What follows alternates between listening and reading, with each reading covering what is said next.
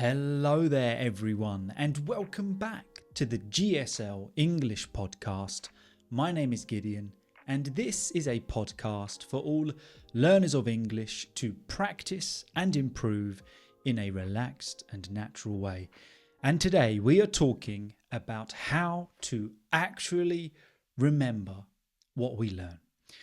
I'm sure you've been there. I know I most certainly have many times, is that you spend a long while learning something. You put the time in to learn something. Perhaps it's a piece of music on an instrument, or if we're thinking about this podcast, learning a language, learning new vocabulary, learning new sentence structures. You put the time in. You try to learn those new things, and what happens when you go to use them, or what happens in a month's time? You have completely forgotten it. Has that happened to you? I would say particularly when it comes to learning vocabulary. That's the thing that we forget the most. We spend the time learning it, but when it comes to actually using it, poof, it's gone from our brains. And the reality is, it is extremely frustrating and also quite discouraging, isn't it? It can be, when you spend all of that time learning something and then you forget it, you think, well, what's the point? What's the point in putting the effort in if I'm not even going to be able to remember it? So that's what we're going to look at today. We're going to look at a really interesting article from medium.com, which is based around the 2-7-30 trick. And I like it. I really like it. And I think you can apply it not only to your language learning, but also quite a lot of different areas in life. So that's what we're going to talk about today. And it does really give a great solution to finally remembering what we learn, which of course is fantastic when it comes to the English language. Make our time count. So that's the theme of today's episode. I hope you are doing well. A very big hello to returning viewers and listeners. I appreciate your support. Thank you so much for tuning in to the podcast every Sunday morning at 10 o'clock. And if you are new here, perhaps this is your first episode. I don't know. Maybe you're just giving it a try for a couple of weeks.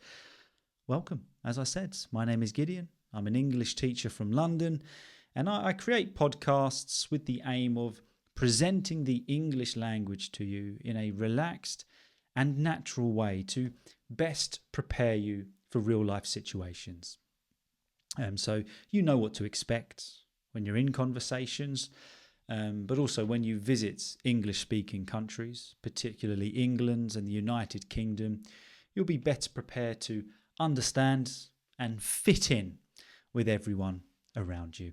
And today's episode is quite a good one because not only have we got loads of new vocabulary, so if you want to learn vocabulary, this will definitely present some new words to you. And also, of course, because the topic, talking about remembering vocabulary, you're going to remember it, which is fantastic. And there's another opportunity with this episode, if you are watching on YouTube, and that is, you'll notice that the text is written in quite a short form way. So it's kind of sentence by sentence. So this is a great opportunity for you to shadow read or repeat after me. So just a little idea there. If you want to watch it through once, please do, of course. Not saying please do. You can do whatever you want. I've got no control over what you do. But my suggestion would be, why not try repeating after me after each sentence? So we're going to take it bit by bit, but perhaps you could do it so I speak, you pause the video, and then you repeat after me. Great way of practicing not only your pronunciation, but also just getting that natural rhythm and flow with your English. So there you go. So I hope you're doing well. I hope you've had a good week. I hope you enjoyed last week's episode. Went for a little trip to a castle in Rochester. Tried the vlog style out. It didn't seem like you guys were that much into it. It didn't, I thought, which I understand. This is a podcast. This is here to present the English language to you. So I'm going to do a couple more of them. But I do apologise if it wasn't necessarily your cup of tea. It wasn't what you subscribed for. I do apologise, but just trying to mix it up a little bit. And if you haven't already done so, go and check it out. Okay, so before we get into the article, you know what I'm going to say? Relax.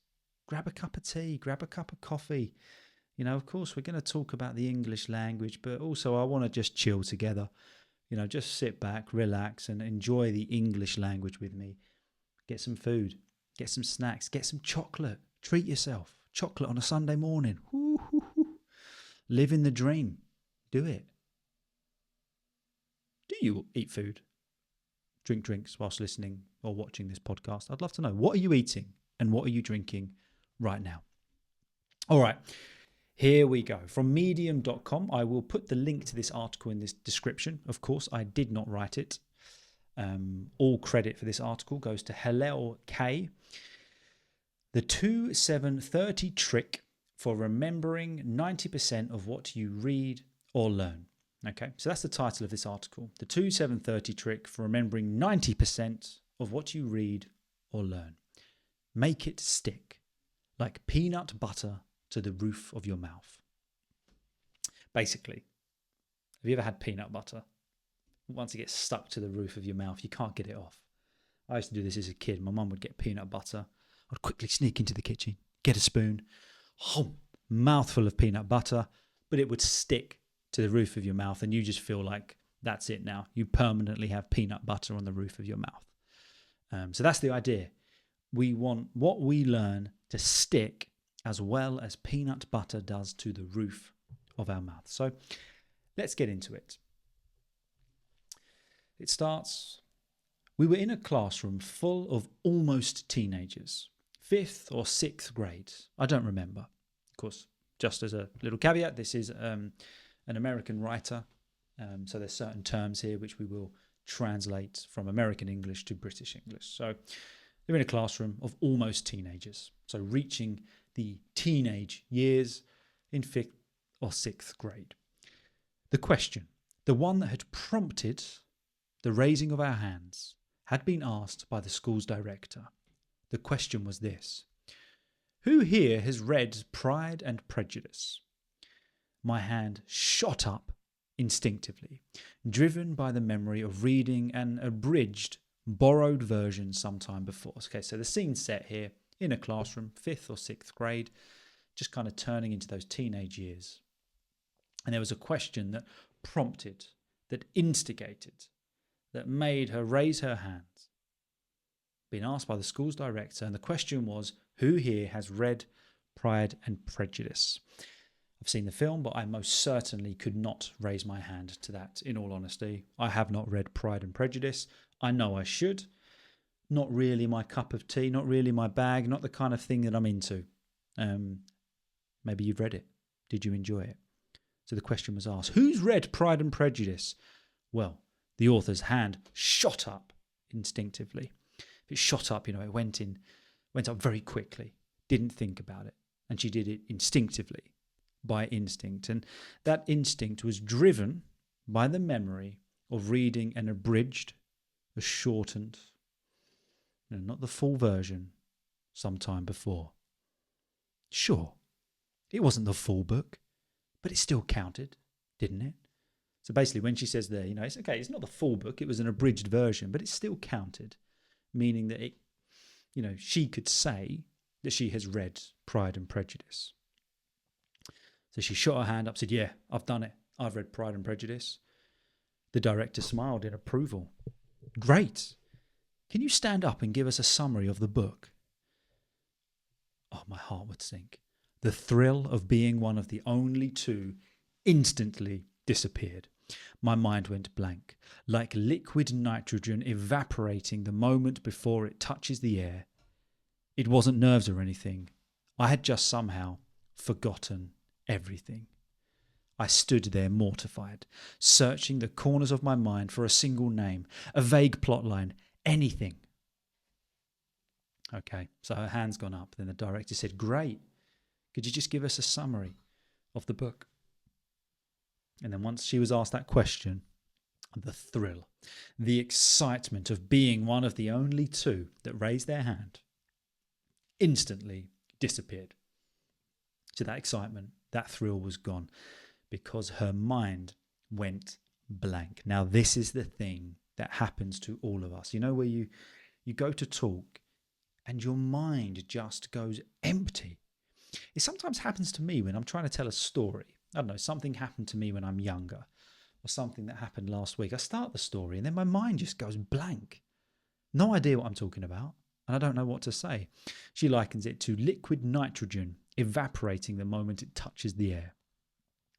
But what's interesting, goes on to say, this wasn't because of nerves. This wasn't because of fear. Some people in that situation would paralyze because of fear. No, for her, it was just that she had literally forgotten everything. I stood there mortified. If you're mortified, you're horrified, you're almost disgusted in the situation. She was searching the corner of her mind just for a single name, a vague plotline. If it's very vague, it's not clear.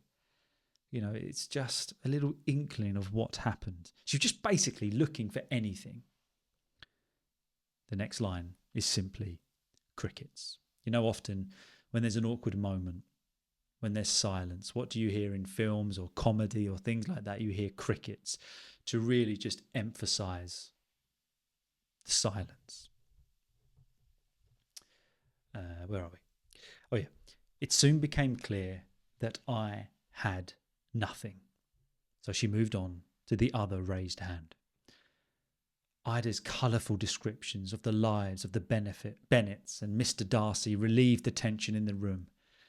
But I still remember that event today. More than 10 years later, it was the first time I had felt crippled by my forgetfulness. So here, obviously, the other person that raised their hand was called Ida, and she was able to relate Pride and Prejudice in a vivid, colourful way.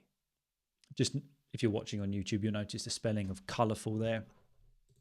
This is just the American spelling. We would add a U before the R, so colourful. Nothing wrong with that. Either way, it just depends on your preference. So this Ida goes on to give a colourful, a vibrant description of the Bennets and Mr. Darcy. And that got rid of some of the tension in the room that the author had created by raising her hand and then forgetting everything. But what's interesting, she remembers that occasion well, vividly, because it was the first time she was crippled by her forgetfulness. Now, often we talk about being crippled by fear, anxiety, worry, nerves. And if you're crippled by something, it takes over, almost like takes control of your body and you can't move. But for her, in this instance, she was crippled by her forgetfulness. Forgetting as a sanity mechanism. I've always felt like I'm more forgetful than most people. I completely agree with that. Take the time 2 years ago, for instance, when I went to a party hosted by my best friend from high school. High school, American English, British English, secondary school.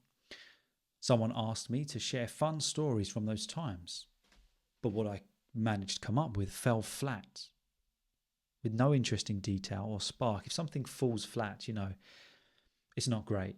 Nobody's interested. It doesn't spark debate. It doesn't spark interest. The story just falls flat. It's kind of the worst thing to happen. There was no interesting detail. There was no spark. There was no life to it. It was as if the entire 3 years of high school had been wiped from my memory, like a sandcastle swept away by the tide.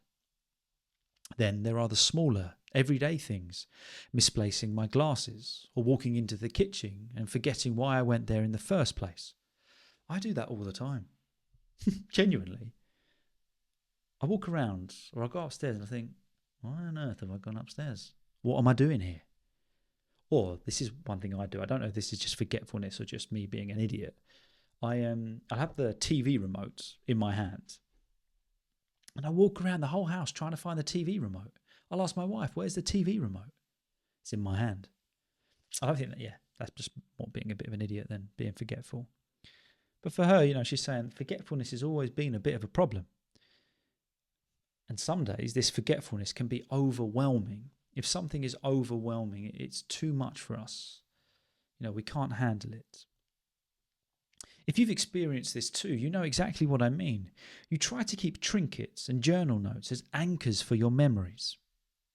but they still end up slipping away. That's a really vivid picture she paints there. Great illustration. We know that an anchor on a boat is what goes into the water, digs into the stand, and holds the boat in place. So great idea here that keep trinkets, little things, objects, write journals. So they like anchors for your memories, like they are anchored into your brain, so they can't float away. But they say, they still end up floating away. They still end up slipping away. But where forgetfulness truly gets me, so where it truly bothers me, is when it comes to learning. It's frustrating because I enjoy diving into different kinds of subjects on my own. The thought of forgetting so quickly used to make me wonder if it was all a waste of time. Have you ever felt the same? Like you're just spinning your wheels? What if you shifted your perspective on forgetting just a little bit? Controlled forgetting can actually be a sign of an active brain. So this is the idea. Because you remember from the introduction, it said, remember 90% of what you learn. So perhaps we shift our perspective on forgetting a little bit of it. Just 10%. Controlled forgetting can be a sign that our brain is actually active. So we're taking this idea of forgetfulness or forgetting things that we feel is something we have no control over. But the idea here is that actually we start to control our forgetting. Very interesting. A 2004 study in mice demonstrated how neurogenesis, the production of new neurons, actually contributes to memory clearance. Your brain forgets unimportant details and retains what you present to it as important. Imagine how chaotic your life would be if you still remembered every conversation you ever had, or what colour your high school math teacher wore for your very first trigonometry class. Okay, so the idea here, did this in 2014, this study, this production of new neurons actually contributes to memory clearance. And that is the idea that our brain forgets unimportant details. So it gets rid of the stuff that it views as not important and retains, it keeps what you present to it as important. And of course, we naturally do this without knowing, don't we? For example, imagine how chaotic into chaos or disarray your life would be if you remembered every conversation you ever had. If we remembered absolutely everything, an initial thought, we think, oh, wow, that would be amazing. But actually, it'd be a nightmare, wouldn't it? So that is where this neurogenesis comes in. We clear out memories that we don't feel we need. Forgetting trivial details keeps you less distracted and improves cognition and creativity. Forgetting is not a failure of memory, but a function of it. So this is interesting, that forgetting is not a failure on the part of our memory. It's a function. It's the way it works. Olivia Hart once said, "What is memory without forgetting? It's impossible. To have proper memory function, you have to have forgetting." But that doesn't get rid of the elephant in the room, does it? Got that very famous idiom there, the elephant in the room. If there was an elephant behind me right now, we'd have to talk about it. We couldn't ignore it. So when we talk about the elephant in the room, we're talking about the thing that really can't be ignored, whether that's for positive reasons or negative. If our brains are wired to forget, what do we do with all the information that we don't want to forget? How do we give cues to our brains to retain the information we actually need for learning? This article is for you if you're eager to learn new skills or subjects to transform your life, but struggle to retain what you've learned in a way that's practical and useful. You find it challenging to review your notes or takeaways from books, courses, or other learning materials. So good little introduction there. An external brain that never forgets. The faintest ink is more powerful than the strongest memory. This is an old cliche, but that's only because it's true. Writing notes should never go out of fashion. When I'm reading for a purpose and not just for pleasure, I like to keep a pen and a notebook nearby to jot down thoughts, insights, or quotes that jump out at me. Brilliant quote here at the beginning. The faintest ink, if something is faint, you can hardly see it. The faintest ink is more powerful than the strongest memory. So it's an old cliche, the cliche is a very typical saying, but that's because it's true. Something written down is stronger than memory. So writing things down should not go out of fashion. It shouldn't go out of trend. So it says, when I'm reading for a purpose, not just for pleasure, I like to keep a pen and a notebook nearby to jot down. To jot down is just to quickly write something down. Thoughts, insights, or quotes that jump out at me. Things that she notices that stands out in her day-to-day life. It takes time and slows down reading considerably, but it's worth it. Okay. So this process of reading for purpose, writing notes, jotting things down, it takes time, but it's worth it. But let's be honest, writing notes isn't the important part. That's true. How many notes have you got that you never ever look at? I've got pads and pads, notepads full of notes that I never look at. So, okay, writing something down does aid the memory process, but that in and of itself, it's not enough. That's not the important part. To strengthen memory traces from reading, it's very important to have consolidation. This is where your brain recognizes and stabilizes the knowledge you obtained from reading. It requires intentional review of the material. If we do something intentionally, we mean to do it. When you go over material you've read or learned, you are signaling your brain, hey, this is the important stuff. Try to remember it. For the longest time, that has been my greatest struggle, going over the notes I write in a way that helps me beat forgetfulness. Could this be done systematically? So the idea here is that we have to intentionally review, go over what we have written. So if we take that process of on purpose writing things down, you've most probably done this with vocabulary in whatever language you've learnt. I know I've done it with Spanish many times in my repeated attempts at learning Spanish. You write things down, you jot words down, expressions, quotes, but the intentional review is where it gets important. Because when you go over that, when you go over what you've read, what you've learned, what you've written down, you're signaling, you're sending a sign to your brain that says, brain, please remember this. It's important. That's what happens when you go over it again. So the idea here is, could this be done systematically? Self-experimentation to the rescue.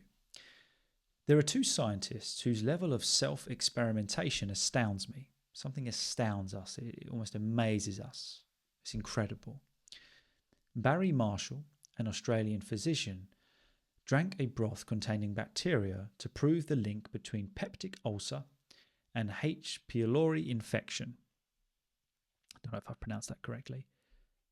I admire the man's guts, quite literally. But he's not the one I'm going to talk about today. Hermann Ebbinghaus was a psychologist, and his self-experiments was on memory. One key outcome of his experiments, the premise of this article, is the forgetting curve. Learning about this changed my approach to learning and memory.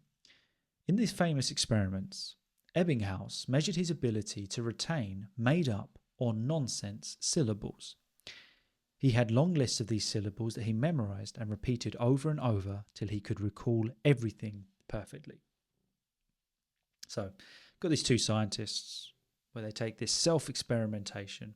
Got the one, Barry Marshall, drunk a broth containing bacteria to prove something that I don't understand. Good pun here. I admire the man's guts, quite literally, because it was to do with his guts, his internals. But we're talking about Hermann Ebbinghaus. And he came up with this idea from his self-experimentation of the this forgetting curve. Maybe you've heard of it before. It really is interesting.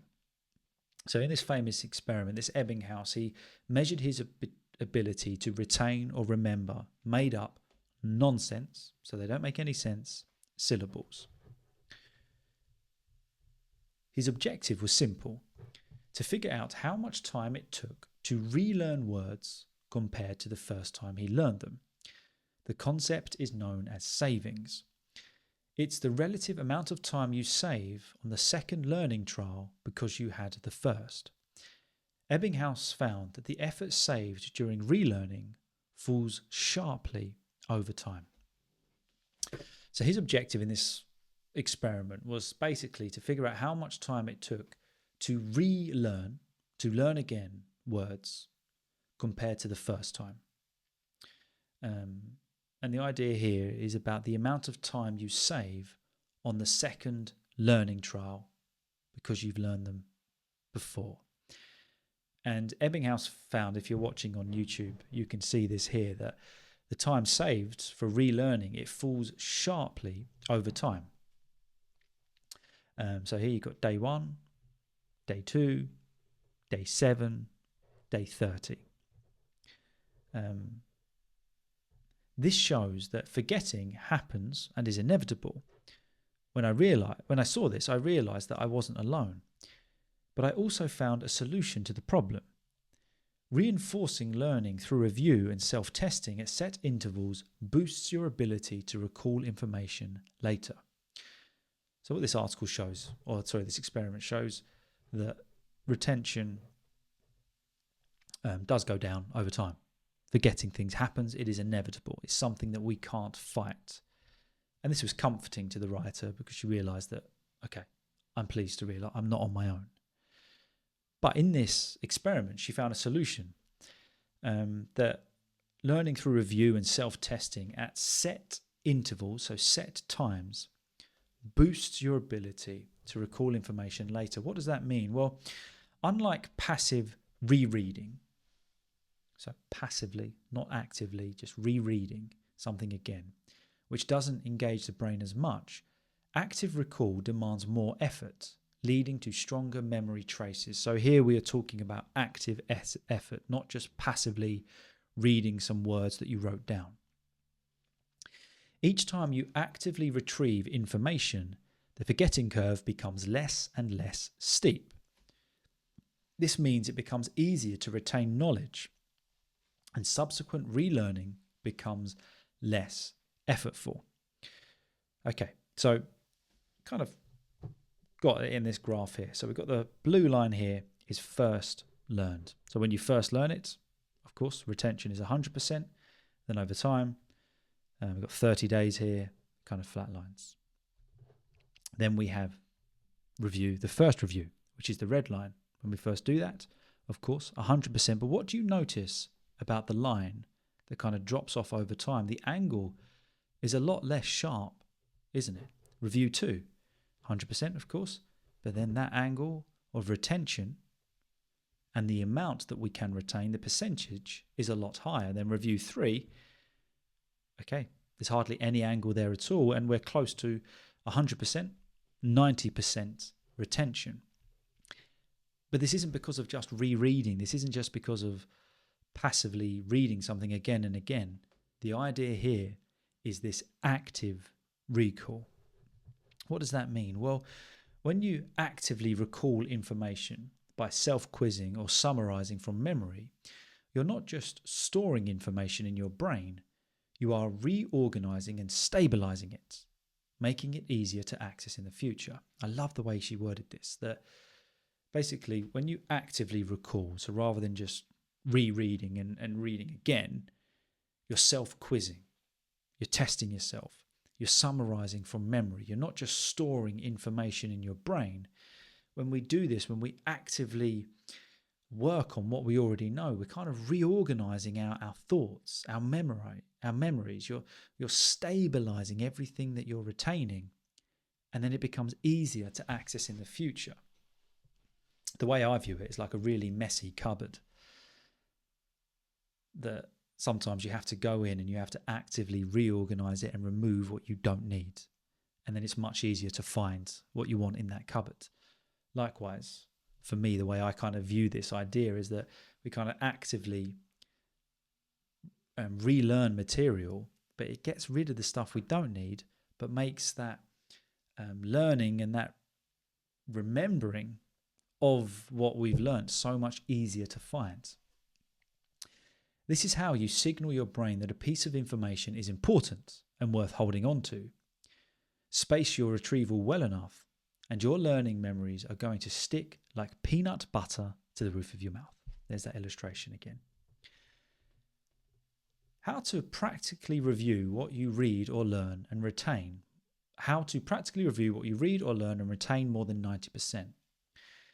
To make sure you're staying on top of your learning review, you've got to brace yourself. Okay, to brace yourself is get ready for something. You're going to do this daily. Make sure to select a fixed time and place.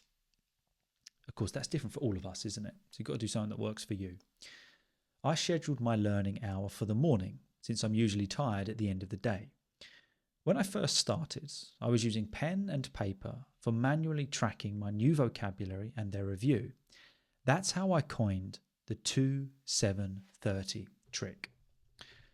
Okay, here's the method manual for the 2-7-30 trick. When I first started practicing spaced repetition, I only had my dreams of become fluent in Spanish and an empty notebook. I decided to use the recto side for new vocabulary and the verso side for revisions. So, just for those listening on Spotify, we have an illustration here of a notepad. On the left, we have a verso, and on the right, we have recto. And the illustration here, we kind of got recto, we've got all of these words here, and then day 2, day 7. So what does that mean? I reviewed vocabulary 2, 7, and 30 days after I first learned them. So that's the idea. You learn the vocabulary, then you review it 2 days after you've learnt it, then you review it 7 days after you learnt it, and then you review it 30 days after you first learned it. 2, 7, 30. What would that look like? Day 0, I would learn a new Spanish word in context by writing it down. Of course, for you, this would be English, but we'll just carry on with the article without its English translation. So I'd learn a new Spanish word in context by writing it down. So day 2, so 2 days after that, I tested myself by translating this. Oh, excuse me, if the camera just wobbled there. My toe caught the cable. I apologize. Day 2, back to the article, not enough about my feet. Day 2, I tested myself by translating the Spanish word to English. So that new Spanish word, so you then translate it to English. Day 7, I reversed the process, translating the English word into Spanish and noting the words I had forgotten in red ink. So day 7, reversed the process, translated the English words into Spanish, but also any words that she had forgotten or couldn't complete this process, she marked in red ink. Day 30, I folded the sheet in half to hide one side and tested myself in both directions, making sure I could recall the words whether prompted in English or Spanish. Let's just review that. Day 0, learn new Spanish words or learn new English words in context.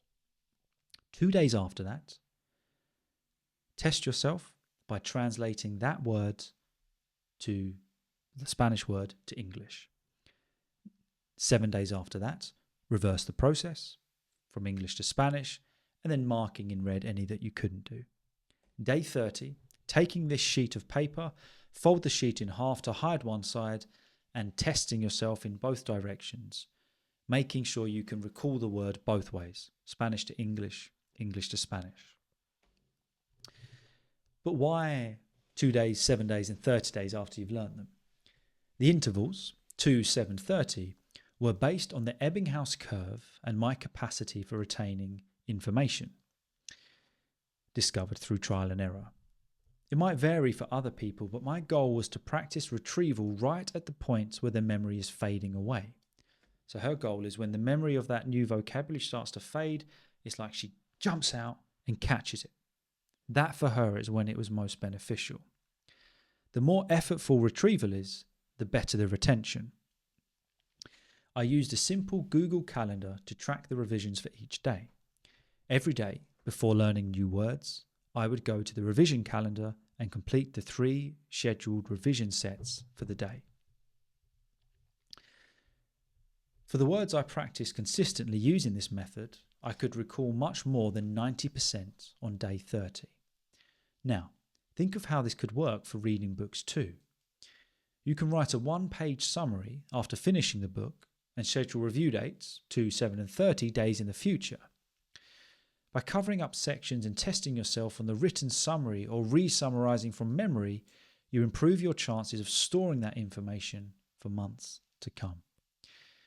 So here she's not just applying it to language learning, but also for reading books, memorizing books. You could do this for any exams you've got coming up, even in your native language or anything that you need to learn. But for her, and the main concept that I get from it is this idea that you're trying to retrieve the words as you're close to forgetting them. And that process aids retention of that new word. And I think that's such an interesting concept. That is such an interesting idea. Getting Anki to do the heavy lifting. Using the manual approach for learning vocabulary every day became tiresome for me after a while. I think it does for all of us, doesn't it? It still works for books, notes and summaries though. For learning new vocabulary, I'm switching to Anki.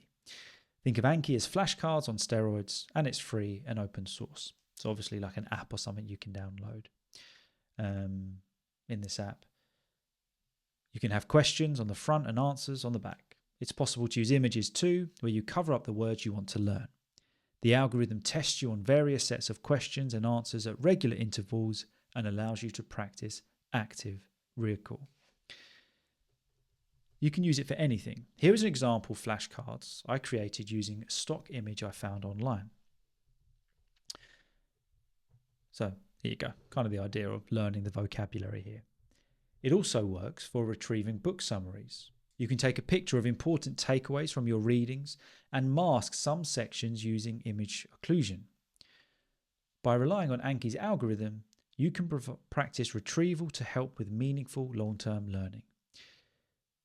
If you're curious about how to do more with Anki, read this article I wrote on it. So there's an article there. If you are watching online, go on the website and click the link. It is quite interesting and it is a good way of learning. Of course, I'm not sponsored in any way, but it's interesting that she included that in there.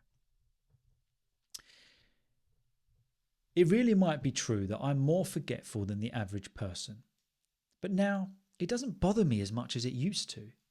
I found ways to remember what truly matters. Last Wednesday, my Spanish tutor was impressed by the progress I've made in vocabulary. This wasn't by chance.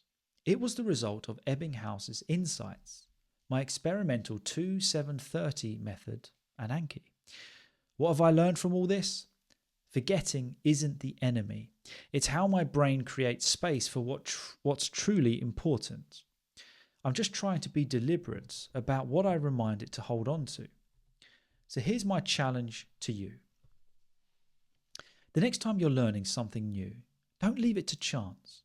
Experiment with these techniques. Start small and commit to the process. Your brain is capable of incredible things. Try the 2-7-30 method or Anki, A-N-K-I, and test that out for yourself. Really interesting.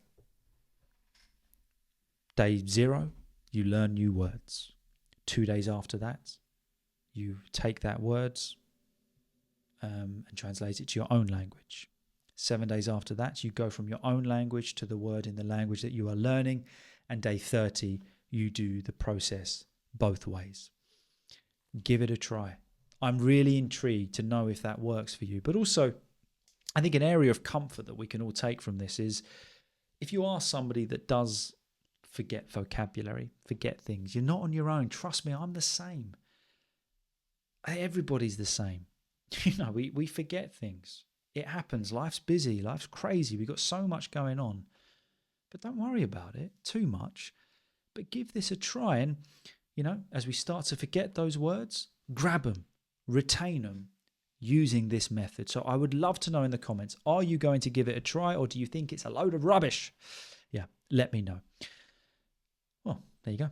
That's the end of the episode. I hope you enjoyed it. Thank you so much for watching. Thank you for listening.